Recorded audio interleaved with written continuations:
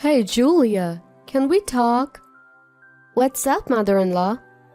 Well, it's not easy for me to say this, but I'm not exactly living a lavish life myself. Okay. So I can't financially help you out anymore. Wait, help out? You're aware I'm living on a fixed income, right? I can't continue to assist you. Hold on, mother-in-law. What are you talking about? Huh? My name is Julia, a 27-year-old working woman. I met my husband Kevin through a mutual friend, and we got married after 1.5 years of dating. Kevin can get a bit carried away sometimes, but he's a fun-loving and kind person. The reason I wanted to marry him was that he values family very much. I want to take care of my mom, you know. She's getting on in years and I want to repay her for everything. Before we got married, Kevin often talked like this, making me see him as a wonderful, family-oriented person. When we got engaged, we visited Kevin's family home, and mother-in-law welcomed me warmly. I felt relieved seeing that she was exactly as Kevin had described. I am so thrilled you're becoming Kevin's wife, Julia. He's lucky to have such a wonderful woman. Mother-in-law has always been kind to me, even after we got married. If you're busy with work and can't manage the household, feel free to ask for help. Thank you, mother-in-law. In-laws are a common issue for many, but between us, there's no tension or harassment. In fact, we have a very good relationship, like a real mother and daughter. However, after some time being married, something began to bother me. Not about mother-in-law, but about Kevin. Man, I am beat. Let's go over to Mom's place today and get some dinner, huh? What are you talking about? Today is Kevin's day to cook dinner, right? In our house, both of us working, we take turns cooking dinner. On Kevin's cooking day, this is what he said as soon as he got home. So I said I'm tired from work, right? Let's just eat at my mom's place. Now? Isn't it a bit last minute? Won't it be a hassle? It's fine. Mom would love having us there. It makes things more lively. Kevin's mom, or mother-in-law as we call her, lives alone in a big house since my father-in-law passed away before we got married. Sure, having meals alone in that big house must feel a bit lonely. But isn't it pretty rude to just show up and expect to be fed? While it's one thing for Kevin to drop by whenever he wants, I feel uncomfortable imposing. Besides, even mother-in-law might find it inconvenient if we just show up for dinner. Is Kevin under the impression that meals at home work like a diner? Hey, let's call ahead just to be sure. Why? I don't need to call my own house. Kevin, it may be your home, but I still feel like we should be polite. We're adults after all. Even with family, there's a way to do things. Since I insisted, Kevin reluctantly called his home. She said it's fine. Really? She didn't say we're imposing? No, she didn't. Mom said, come on over. You worry too much, Julia. Kevin said this with such confidence that I decided to just go along with it for today. At the house, mother-in-law welcomed us with her usual warm smile. Welcome. Dinner's ready. Let's eat. Mother-in-law, isn't this a lot of food? Must have been hard to prepare all this. I got so happy to hear you're joining us for dinner. I might have overdone it. I'm sorry for dropping in unannounced, but this looks delicious. Let's eat. There's plenty, so make sure you eat a lot. See? Told you it would be fine. Mom's cooking is the best, right? Dig in, Julia. Saying this, Kevin casually opened a beer from the fridge. That's rich coming from you, I thought as I enjoyed mother-in-law's cooking. So, does it suit your taste? Mother-in-law, everything is delicious. I'd love to make this at home. Would you teach me? Oh, how wonderful to hear. Let's cook together next time. Thank you. I'm looking forward to it. In reality, mother-in-law's cooking was absolutely delicious and full of homey warmth. Thanks to her generous hospitality, our spontaneous dinner turned out to be quite enjoyable. A few days after our last visit, my husband suggested eating at his mom's place again. We just went the other day. We shouldn't impose so often. It's fine. I called ahead this time. You did? Yeah, I told her we'd be coming over today. What? Today's your turn to make dinner, isn't it? Are you planning to skip your duty? No, I'm not slacking off. If we go to my mom's, there'll be food ready. That counts, right? You're just pawning off the work on her. That's not fair to her. I was unsettled by my husband's selfish reasoning.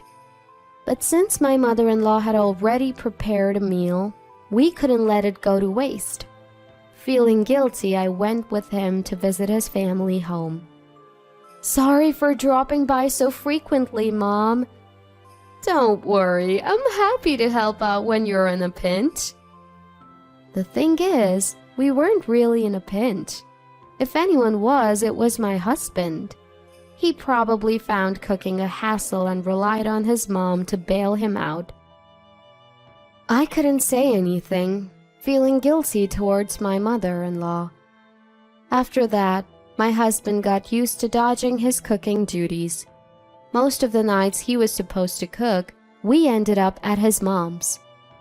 She always welcomed us with delicious food. By the third visit, I felt we needed to make a change. It's great that we go to your mom's, but it's not fair to keep letting her treat us.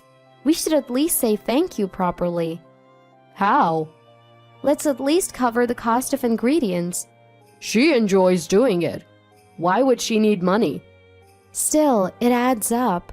It's the least we can do. We're eating less at home, so why not give her something? She might not accept it from me. Could you hand it to her? I thought my mother-in-law might refuse to accept money for groceries from me. However, I believed that she would accept it from her son, so I decided to ask my husband instead. Thanks for considering, Mom. I'll make sure to give it to her.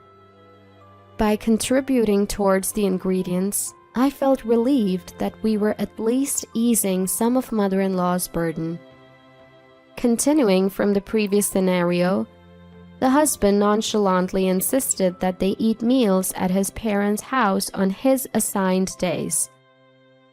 For about half a year, we had meals at my husband's family home around 3 times a week. Since we were giving them money, I thought maybe I was taking advantage of my mother-in-law.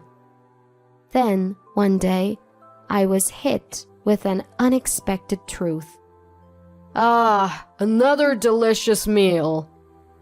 My husband was lying down and watching TV after having dinner at his parents' house. My mother-in-law and I were cleaning up after the meal. Usually we'd chat cheerfully as we tidied up, but today, mother-in-law looked serious. Wondering what was wrong, she started to talk. Julia, can I talk to you? What is it, mother-in-law? I hate to bring this up, but I'm not living a lavish life either. Okay. So I can't continue to support you guys. Support? What are you talking about? You know, we're living on a pension, right? We can't afford to help you anymore. Wait a minute, mother-in-law. What are you talking about? Huh? You come over for meals and we're giving you money because you said times are tough, right? We don't have much from our pension. It's a struggle. I didn't know anything about that. What? We've been giving you money too, for the meals. We thought it would at least cover the groceries, and we gave the money to Kevin.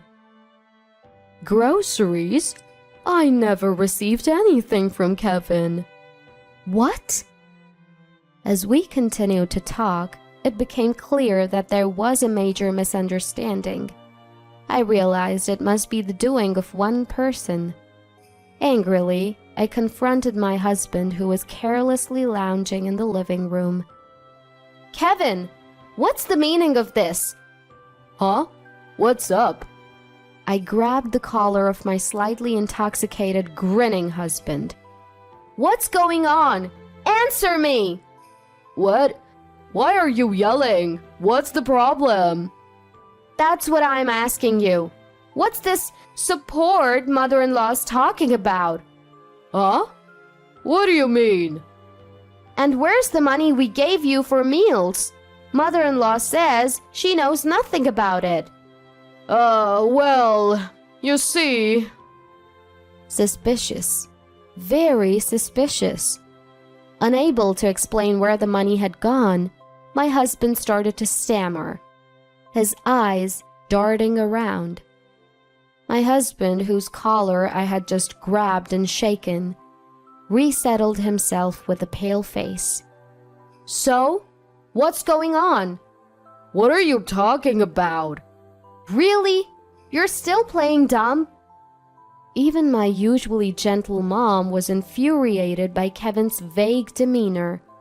You came to us saying you're in trouble. We fed you and even gave you money. Mom, please, let's keep calm. It's Kevin making me angry, isn't it? We were enjoying Mom's delicious cooking, and the mood was great. Let's just drop it. Where did the money go? Answer me! Well, that's a bit complicated. My husband mumbled and fell silent. So you really won't tell me where the money went? Fine, wait here. I told my husband that and stepped away for a while. Then I called brother-in-law and told him the situation. Brother-in-law, 7 years my senior, had been supporting my husband's family financially for a long time, filling in for our frequently hospitalized father-in-law. Kevin had even had some of his college tuition covered by brother-in-law's earnings, so he couldn't talk back to him. Brother-in-law cared deeply for his much younger brother Kevin, and me as family. I've called brother-in-law. He's on his way. What? Why did you call him? Why? Because you won't give me a straight answer, Kevin. What's so bad about him coming? No, well, Knowing I had called brother-in-law, my husband seemed quite unsettled. Soon after brother-in-law, who lives nearby, arrived. Kevin, what did you do with the money from Julia and Mom? Speak up! Oh, well, I didn't use it for anything major. What was it again? I see. Brother-in-law, sensing that getting a straight answer from Kevin was going nowhere, said, Julia, this might take a while. I'll get to the bottom of this. You should head home for now. Julia, I'll go home with you. Nope, you're staying right here. Don't you think you'll get any sleep tonight? You're off work tomorrow anyway. Let's have a long talk. Thank you, brother-in-law. I appreciate it. Julia, help me! Ignoring my husband's soft plea, I went back home. Though I returned to my own house, I was so worried that I could hardly sleep that night. So, the family was summoned again to my husband's parents' home the next afternoon. Hello. I apologize for the inconvenience last night. No worries. Sorry for calling you back here again. As my heart pounded, I entered the room to find that even my brother-in-law's wife was present. Why would the whole family gather like this? What on earth did Kevin do? As soon as I took my seat, my mother-in-law and brother-in-law began to apologize profusely. Julia, I am so sorry. My brother did something terrible. What's going on? Even you, mother-in-law? Kevin, what happened? Kevin, tell Julia the truth right now. My husband was sitting formally, looking even paler than yesterday. Head bowed, he began to speak in an almost inaudible voice. Well, I messed up. What did you do? I've been unfaithful. What? Cheating? You mean like having an affair? Yes. Since when? About 6 months ago. And? What did you do with our money? Don't stay silent. Where did the money go? I used it for dates with other women. Hold on. That's a lot of money. How many fancy restaurants did you guys go to? I also bought her designer bags. What? You always dismissed my desires for one as trivial, and you bought her a bag? Turns out, my husband had been having an affair for the past 6 months and had used up the money given to him by both mother-in-law and me. I'm really sorry. I'll break it off and never cheat again. Hold on. You don't have to break up on my account. What? I am divorcing Kevin. How can I go on with someone who can't handle money or fidelity? You can't be serious. It was just a lapse in judgment. Sorry, but that excuse doesn't fly. Before I could say another word, mother-in-law and brother-in-law laid into him. Enough is enough. Stop being so selfish. Do you realize you were cheating using money that your mother and Julia scrimped and saved? What do you mean, a lapse? Giving designer bags to your affair partner?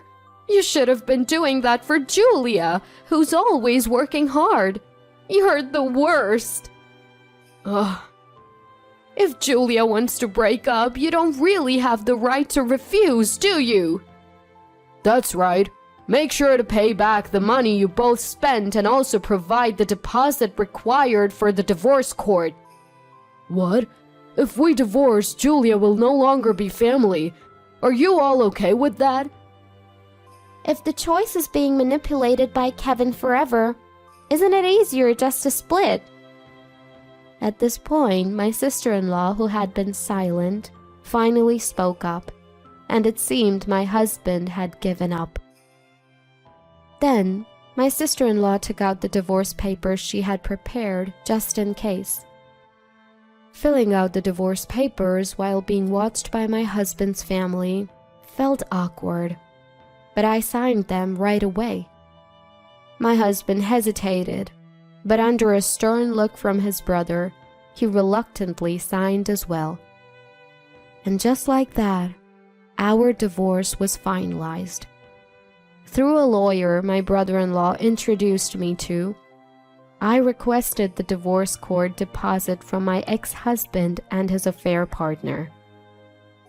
I also decided to reclaim all the money that was supposed to be for my mother-in-law. Shockingly, it turned out that my ex-husband's affair partner was actually engaged.